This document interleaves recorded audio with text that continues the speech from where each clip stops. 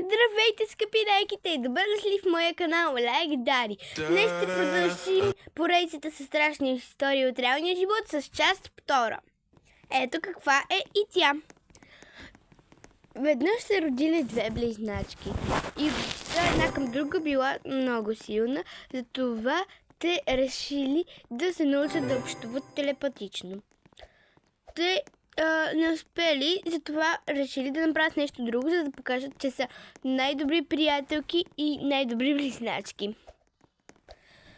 Те решили да се обличат заедно и веднъж дори си зашили дрехите една за друга.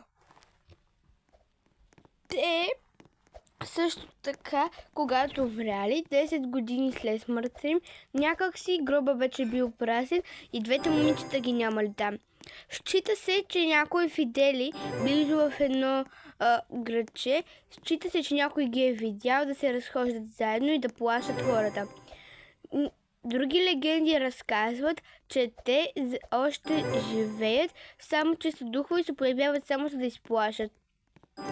Някои казват, че живеят в тяхната стара къща, която вече била изоставена, само че те я обитавали отново. И това беше част 2. Цъкни плюса, ако искаш още.